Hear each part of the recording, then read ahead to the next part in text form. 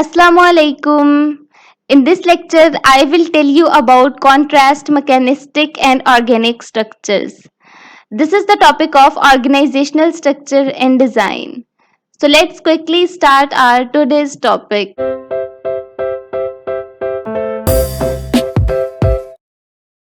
What is mechanistic organization? An organizational design that's rigid and tightly controlled. एक ऐसा organisational design जो कि rigid and tightly controlled है। हम लोग ऑर्गेनाइजेशनल डिजाइन के 6 की एलिमेंट्स इससे पिछले लेक्चर के अंदर स्टडी कर चुके हैं। आप लोगों ने उनकी एलिमेंट्स को माइंड में रखना है ताकि आप लोगों को मैकेनिस्टिक ऑर्गेनाइजेशन और ऑर्गेनिक ऑर्गेनाइजेशन की सारे रूल्स अच्छे से समझ आ जाएं। यहाँ से हमें ये पता चला कि मैकेनिस्टिक ऑर्गेनाइजेशन के अंदर हाई फॉर्मलाइजेशन है। ठीक है, यानी हम लोग अपने एम्प्लॉयज को रूल्स फॉलो करवाते हैं। ठीक है, जितने ज्यादा वो रूल्स को फॉलो करेंगे, यानी जितने ज्यादा हमारी ऑर्गेनाइजेशन के अंदर रूल्स और प्रोसीजर्स होंगे, ऑर्गेनाइजेशन का स्टैंडर्ड उतना ज्यादा हाई होगा। यानी हर प्रोसेस एक मुनज़्ज़म तरीके से कैरी ऑन होगा। ठीक है, यानी कोई भी काम गैर मुनज़्ज़म नहीं होगा। ऑर्गेनाइजेशन के अंदर रूल्स बनाने का बहुत बड़ा बेनिफिट ये है कि एम्प्लॉय जो है ना वो अपनी मर्जी नहीं कर सकते। उन्हें हर हाल में मैनेजर की बात माननी पड़ेगी और प्रोजेक्ट को उसी तरह तैयार करना पड़ेगा जिस तरह उन्हें कहा गया है। ठीक है, सो ये एक बहुत बड़ा बेनिफिट है ऑर्गेनाइजेशन के लिए जहां पर मैकेनिस्टिक ऑर्गेनाइजेशन फॉलो की जाती है। सो मैकेनिस्टिक ऑर्गेनाइजेशन का स्ट्रक्चर किस तरह है? ठीक है, अब हमें ये तो पता चल गया कि मैकेनिस्टिक ऑर्गेनाइजेशन के अंदर रूल्स को फॉलो किया जाता है, यानी वो रिजिड और टाइटली कंट्रोल्ड है। Companies in the mechanistic organization structure typically hold tight control over processes and employees. ठीक है, ये वही बात जो मैं आपको बता रही हूँ कि मैकेनिस्टिक ऑर्गेनाइजेशन के अंदर ऑर्गेनाइजेशन का पूरा कंट्रोल होता है एम्प्लॉयज पर और उनके वर्क प्रोसेस पर। ठीक है, ताकि कोई भी काम जो है ना वो इधर से उधर ना हो, हर काम टाइम पर अकम्प्लिश हो जाए with an iron fist so to speak. ठीक है, यानी एम्प्लॉयज को बात करने के लिए भी कवायद और जवाबित का ख्याल रखना होगा। ठीक है, आयरन फिस्ट यहाँ पर लोहे की मट्टी मुराद है और यहाँ पर ये मुहावरतन बात जो है ना वो शामिल की गई है। Rules are implemented and rarely deviated from, while there is also a very clear chain of command to delegate responsibilities and power throughout the organization. यहाँ पर क्या कह रहे हैं कि रूल्स आर इम्प्लीमेंटेड, रूल्स नाफिज किए जाते हैं, एंड रियरली डेविएटेड, और बहुत कम ऐसा होता है कि लोग जो है ना उनकी खिलाफ वर्जी करें। मैकेनिस्टिक ऑर्गेनाइजेशन के अंदर ये बात बहुत कम देखने में आती है कि एम्प्लॉयज ने रूल्स को वायलेट किया हो। चेन ऑफ कमांड का आपको पता है ना, चेन ऑफ कमांड क्या होती है कि हुक्म जो है ना वो दर्जा बदर्जा दिया जाता है। Like top managers middle managers को बताएंगे, मिडिल मैनेजर्स लोअर मैनेजर्स को बताएंगे और lower managers then non managers को बताएंगे। यानी जो भी जिम्मेदारियां दी जाएंगी वो दर्जा बदर्जा दी जाएंगी। Delegate responsibilities and power throughout the organisation, यानी मैनेजर को जो भी रिस्पॉन्सिबिलिटी, जो भी अथॉरिटी यानी पावर दी जाएगी वो उसका एक मुकम्मल चेन ऑफ कमांड है। Again it is manufacturing companies that are well known for this type of structure. ठीक है, ये कौन सी कंपनीज हो सकती है, यानी मैकेनिस्टिक ऑर्गेनाइजेशन जो है वो किन कंपनीज के अंदर आती है? मैन्युफैक्चरिंग कंपनीज हो सकती हैं। But there are other groups that benefit from mechanistic organisations like universities. ठीक है, लेकिन यहाँ पर और भी ऐसे ग्रुप्स हैं जो कि मैकेनिस्टिक ऑर्गेनाइजेशन से फायदा उठा सकते हैं, लाइक यूनिवर्सिटी। यूनिवर्सिटी के अंदर क्या होता है? ठीक है, यूनिवर्सिटी के अंदर हर स्टूडेंट रूल्स को फॉलो करता है। टाइम पे यूनिवर्सिटी आना है, लेक्चर अटेंड करना है। ठीक है, देन आप लोगों का एक फिक्स टाइम है, जब आपको छुट्टी होगी आपने घर जाना है। ठीक है, इसी तरह ब्रेक टाइम फिक्स है, आपके टीचर से बात करने का टाइम फिक्स है, टीचर से बात करने के कौन से रूल्स हैं आपने उनको फॉलो करना। और इसी तरह अगर आप लोग यूनिवर्सिटी का कोई रूल वायलेट करते हैं तो आप लोगों को उसकी सजा मिलती है, पनिशमेंट मिलती है। ठीक है, वो कोई भी जुर्माना हो सकता है, आपको यूनिवर्सिटी से निकाला जा सकता है, डिपेंड ऑन कि आपने कौन सा रूल वायलेट किया है या उसकी नोयत क्या है। इसी तरह मैकेनिस्टिक ऑर्गेनाइजेशन के अंदर भी ये सारी चीजें जो हैं, ये सारे प्रोसेस होते हैं। नेक्स्ट है हमारे पास ऑर्गेनिक ऑर्गेनाइजेशन। ऑर्गेनिक ऑर्गेनाइजेशन के अंदर क्या है? An organisational design that's highly adaptive and flexible. एक ऐसा ऑर्गेनाइजेशनल डिजाइन जो कि हाईली अडॉप्टिव है, जो कि आसानी से इख्तियार किया जा सकता है, एंड फ्लेक्सिबल, और बहुत ज्यादा फ्लेक्सिबल है, यानी हम उसके अंदर चेंजेस ला सकते हैं। For instance, a petroleum engineer does not need to follow specific procedures on how to locate oil sources miles offshore. ठीक है, अब एक पेट्रोलियम इंजीनियर है, उसको ऑर्गेनिक ऑर्गेनाइजेशन के अंदर कोई भी स्पेसिफिक प्रोसीजर्स फॉलो करने की जरूरत नहीं पड़ती, ठीक है, कि वो अपने ऑयल रिसोर्सेज को कहाँ पे लोकेट करे। तो ऑर्गेनिक ऑर्गेनाइजेशन बहुत ही स्ट्रेट फॉरवर्ड और फ्लेक्सिबल है। The engineer can solve most problems alone or after conferring with colleagues. Engineer जो है वो अपने मोस्टली प्रॉब्लम्स ऑर्गेनिक ऑर्गेनाइजेशन के अंदर खुद ही सॉल्व कर लेता है, ठीक है, और अगर उसे ज्यादा से ज्यादा किसी से पूछने की जरूरत भी पड़ती है तो वो अपने कलीग्स के साथ मशवरा कर लेता है और देन उसको कैरी कर लेता है और देन उसको सॉल्व कर लेता है।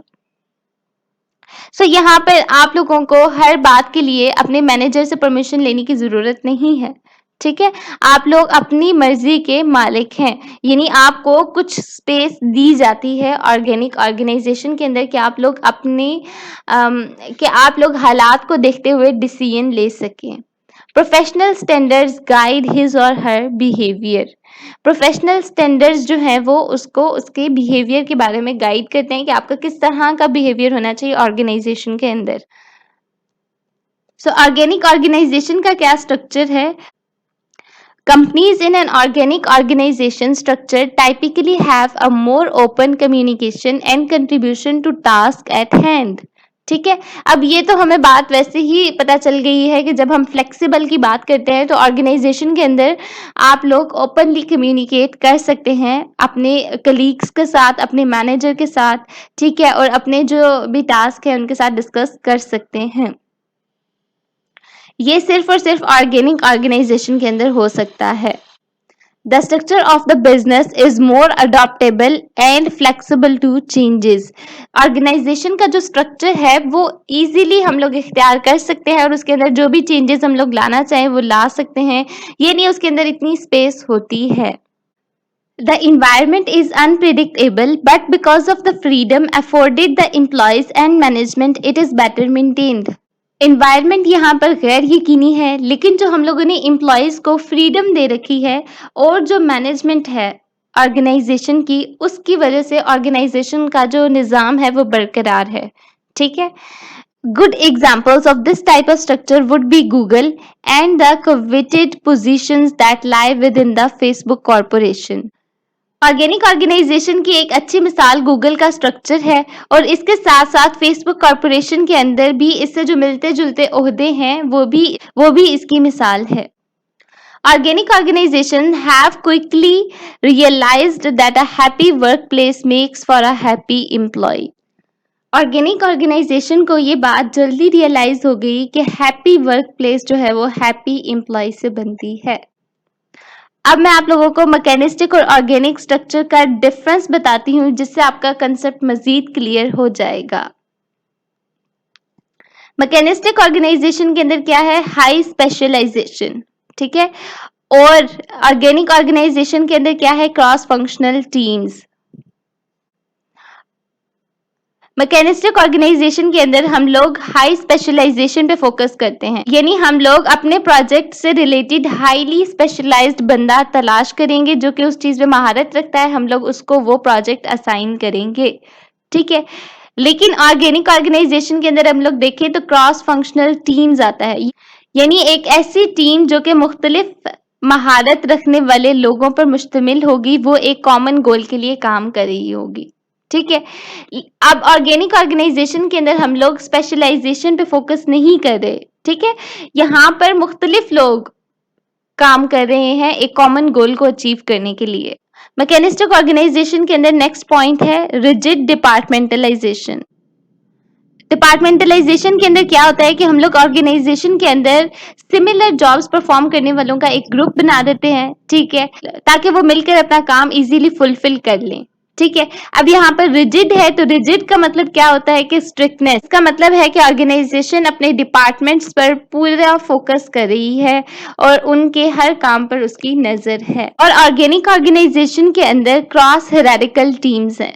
ऑर्गेनाइजेशनल टीम ऐसे बंदों पर मुश्तमिल है जिनका ऑर्गेनाइजेशन के अंदर सेम लेवल है, ठीक है, और वो डिफरेंट एरियाज में सर्व कर रहे हैं। मैकेनिस्टिक ऑर्गेनाइजेशन के अंदर क्लियर चेन ऑफ कमांड है, जबकि ऑर्गेनिक ऑर्गेनाइजेशन के अंदर फ्री फ्लो ऑफ इंफॉर्मेशन है, ठीक है।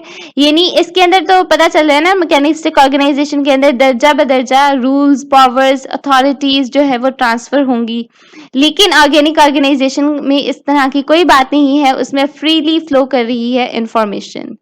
मैकेनिस्टिक ऑर्गेनाइजेशन के अंदर नैरो स्पैन्स ऑफ कंट्रोल है।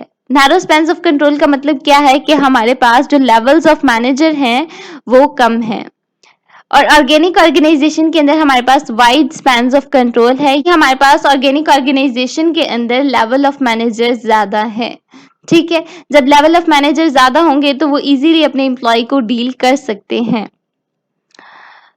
मैकेनिस्टिक ऑर्गेनाइजेशन के अंदर फिफ्थ पॉइंट है सेंट्रलाइजेशन, ठीक है। सेंट्रलाइजेशन का मतलब क्या है कि हमारी ऑर्गेनाइजेशन के जो टॉप मैनेजर्स हैं वो ऑर्गेनाइजेशन के लिए डिसीजन लेंगे।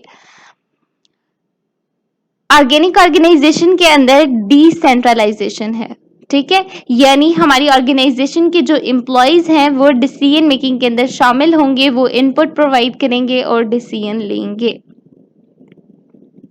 मैकेनिस्टिक ऑर्गेनाइजेशन के अंदर हाई फॉर्मलाइजेशन है। हाई फॉर्मलाइजेशन का मतलब क्या है कि हम लोगों ने ऑर्गेनाइजेशन के जो एम्प्लॉयज हैं उनके लिए स्पेसिफिक रूल्स सेट किए हुए हैं। जब भी वो ऑर्गेनाइजेशन के अंदर शामिल होते हैं तो हम उन्हें ऑर्गेनाइजेशन का मकसद बताते हैं, ठीक है, और उन्हें बताते हैं कि उन्होंने अपना काम किस तरह से करना है, यानी उन्हें फुली गाइड करते हैं और उन्हें पता होता है कि उन्होंने अपना काम किस तरह से सरअंजाम देना है, किसको बताना है और क्या करना है। जबकि ऑर्गेनिक ऑर्गेनाइजेशन में अगर हम देखें तो लो फॉर्मलाइजेशन है, यानी एम्प्लॉयज को उनके टास्क के बारे में कोई गाइडलाइन नहीं मिलती, उन्हें नहीं पता कि उन्होंने अपना काम किस तरह से करना है और इस तरह डिफरेंट इश्यूज अकर हो सकते हैं ऑर्गेनिक ऑर्गेनाइजेशन के अंदर। इन दोनों का डिफरेंस स्टडी करने के बाद मुझे उम्मीद है कि आप लोगों का कंसेप्ट क्लियर हो गया होगा और आप लोग इसके बारे में अब खुद से लिख सकते हैं। आप लोगों ने ये डिफरेंस बहुत अच्छे से याद कर लेना है, बिकॉज इस डिफरेंस को स्टडी करने के बाद आप लोग खुद से लिख सकते हैं। अगर आप लोगों को मैकेनिस्टिक ऑर्गेनाइजेशन और ऑर्गेनिक ऑर्गेनाइजेशन का कोई भी पॉइंट क्लियर नहीं हुआ तो आप लोग कमेंट्स के अंदर पूछ सकते हैं। And don't forget to subscribe this channel for more interesting management lecture. Happy learning and thanks for watching.